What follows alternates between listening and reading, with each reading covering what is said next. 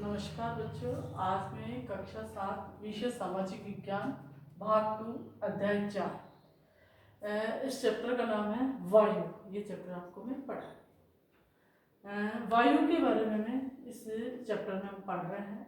वायु हमारी पृथ्वी चारों ओर से वायु की घनी चादर से घिरी हुई है। यानी हम जिस पृथ्वी पर रहते हैं वह चारों ओर से वायु की घनी चादर से घिरी हुई है, जिसे हम वायुमंडल कहते हैं।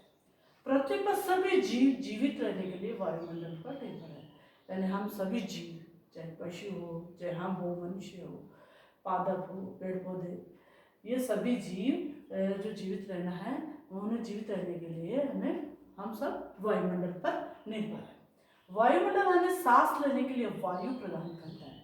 वायुमंडल से हमें सांस लेने के लिए क्या मिलती है? वायु मिलती है एवं सूर्य की किरणों के हानिकारक प्रभाव से हमारी रक्षा करता है। इसके अलावा वायुमंडल सूर्य से आने वाली जो हानिकारक किरणें हैं उनसे भी हमारी रक्षा करता है। इस प्रकार आगे इस चैप्टर में हमने वायुमंडल के बारे में पढ़ रहे हैं।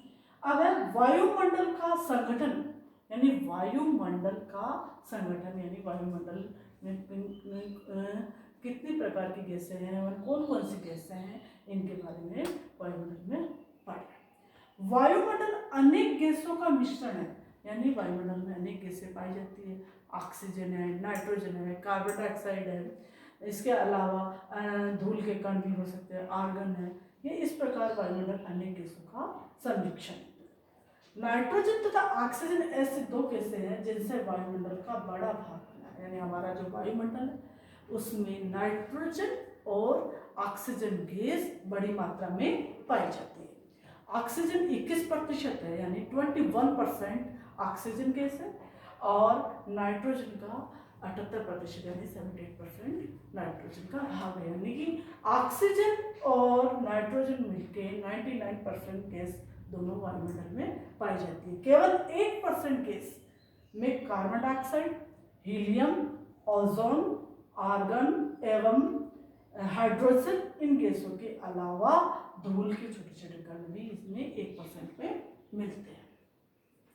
मनुष्य तथा पशु, यानी हम और पशु सांस लेने में वायु से ऑक्सीजन प्राप्त करते हैं। हम सांस लेते हैं तो वायु से हम क्या मिलती है? ऑक्सीजन। यानी हम सांस लेने में हम ऑक्सीजन गैस का प्रयोग करते हैं। हरे पादप यानी पेड़ पौधे प्रकाश संश्लेषण के ज्ञान में पेड़ पौधे अपना भोजन बनाते हैं। तो प्रकाश संश्लेषण द्वारा ऑक्सीजन उत्पन्न करते हैं। किस प्रकार?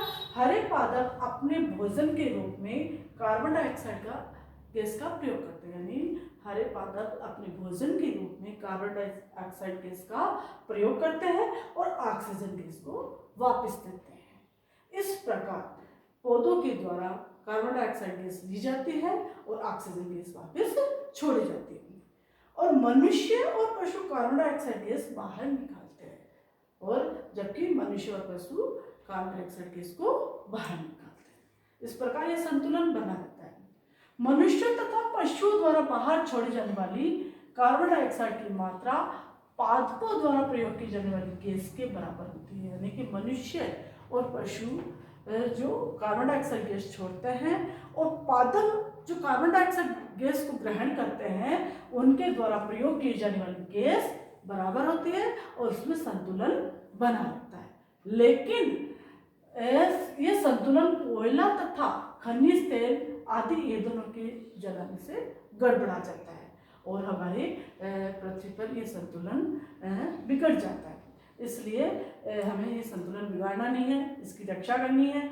इसी प्रकार यदि हम वृक्ष काटते हैं, जैसे हम पेड़ पौधों को काटते हैं, तो वायुमंडल में पेड़ पौधों से हमें ऑक्सीजन गैस मिलती है, वो ऑक्सीजन की मात्रा समान नहीं रह पाती है और वह संतुलन बिगड़ जाता है। तो वायुमंडल में गैसों का संतुलन बना रहने के लिए हमें पेड़ पौधों का भी बराबर लगाना आवश्यक है। साथ में जो खनिज तेल है, कोयला है, इनका जो हम प्रयोग कर रहे हैं, जिनके कारण वायुमंडल में कार्बन डाइऑक्साइड गैस अत्यधिक मात्रा में हो जाती है और जो वायुमंडल में प्रभाव डालती है, वायुमंडल के वातावरण में प्रभाव डालती है, तो उसमें भी संतुलन बना रखना हमें आवश्यक है। इस प्रकार ये चैप्टर आपका इसमें ये टॉपिक में वायु का कुछ टॉपिक में वायु नाम जो चैप्टर है इसका कुछ टॉपिक में लेके आई हूँ। वायु के बारे में हमने पढ़ा है कि वायु क्या है।